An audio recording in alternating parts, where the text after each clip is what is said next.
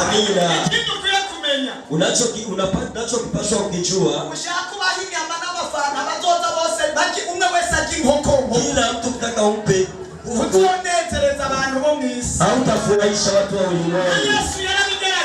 Yesu alijaribu, walimbadilika kwa muda kitambo tu. Aliwapa samaki, akawapa ugali, akawaponya punde kidogo. Walimbadilika, wakamgeuka, wakatoka nyuma yake. Ulimwengu hata kitachomfurahisha Mungu tu, uwe ukimfurahisha Mungu. Hata sasa uje nikuungishe ndoa.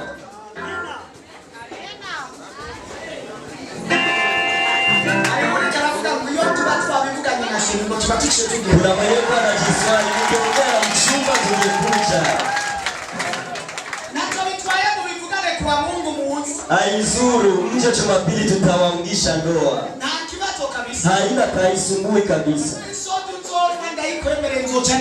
Naso watakayokuja mimi nitakununulia.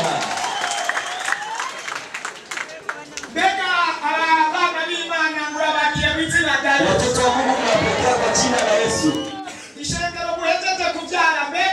Kanisa mliowazaa kuzaa watoto zaidi ya 100 ni baraka tele.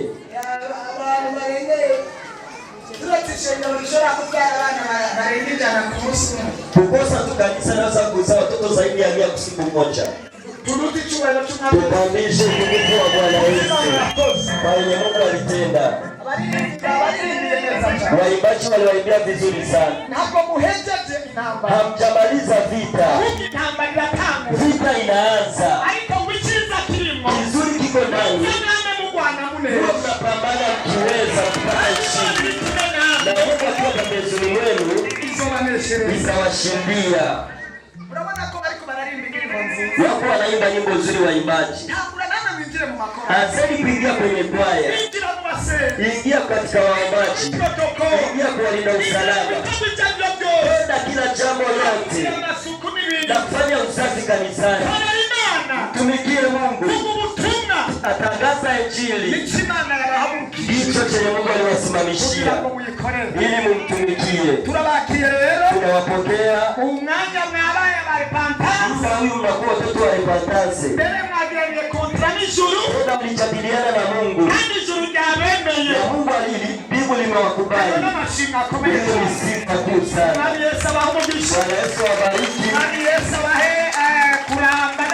Bwana Yesu wape kudumu na kufanikiwa. Awape baraka ya kiroho na ya kimwili. Na ya kimwili. Sawa vijana na wasichana. Muolewe. Pate kazi vike mali. Jao mtakatifu. Na kadhalika mwenye mbinguni. Amina.